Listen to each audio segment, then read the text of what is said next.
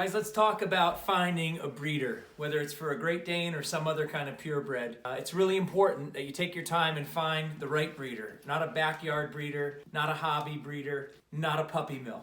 And there's an easy way to figure these things out. And the first word is questions. Don't want a goofy poodle with a pedigree. No whiny, wimpy little pooch, don't you see? A great big dog's the only one for me. Then I'll be doing alright. Well, I got him back when he was just a pup. Way back then I could pick him up. So now sweet. he really fits into my pickup truck. Yeah, Magic's got his is questions. You've got to ask questions. So the best thing I can tell you is to ask lots of questions. Your breeder should be able to be knowledgeable about the breed and answer most of your questions. They should be open about how they raise their dogs and how they are with kids and other people and how their temperament is. One of the important things to know is whether the parents of this litter have been tested, and particularly for Danes, you want to make sure they've been cleared of hip, elbow, eye, and thyroid issues, and heart. These are all things that can be tested.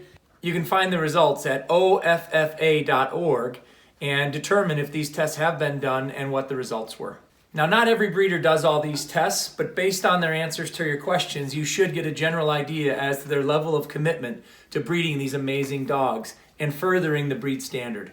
Ask the breeder what health problems that their dogs have experienced, and ask about their dog's conformational strengths and weaknesses, and ask about longevity in the line. A knowledgeable Great Dane person knows what a Great Dane is supposed to look like and will be able to point out the good and the bad about their dogs. Remember that temperament is vital in a giant breed. Question the breeder about how their Danes are raised.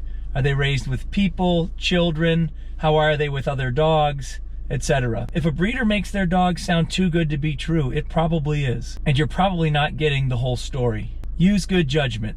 If something doesn't seem right, it probably isn't right. Importantly, meet both parents of the dogs. Either the breeder doesn't necessarily have to own both dogs, but you should be able to have an understanding of where the line has come from. In fact, it would not be common for the breeder to own both the male and the female if they're truly seeking to further the breed, because they'll want to go out and find the best match for their dog to produce puppies.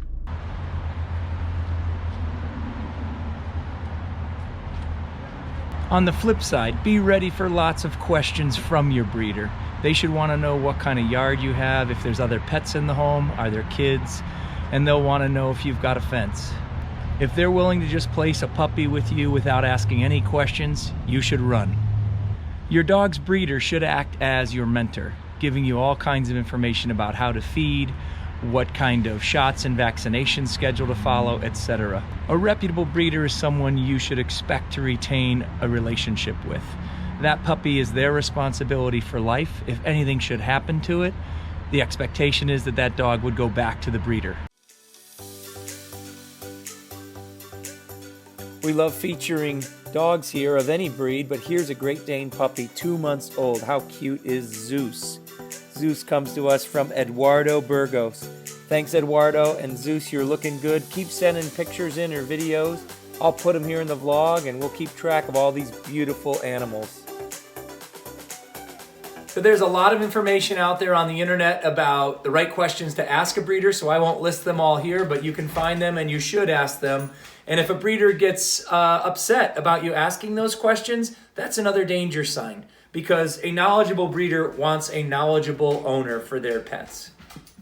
So importantly, figure out what kind of dog you want, whether you want to go purebred or rescue, and then have some fun and take your time. Don't rush to the first puppy you find. There are plenty more, and the horror stories of getting a backyard bred dog with a bad temperament and bad health issues will ruin your experience of having these great creatures in your life. Hope you enjoyed it. I hope it makes sense. If you have any questions, you can email me. My link is in the description. Also, if you would like to send in a picture of your dog, we'd be happy to put that picture or video up, any breed. And also subscribe to the channel. We're posting a couple of times a week, continually coming up with new ideas and things that you might enjoy. So with that, I wish you to have a great day. In the neighborhood, why can't every dog be just this good? It's a Great Dane, stand 6'5", feel his cold wet nose when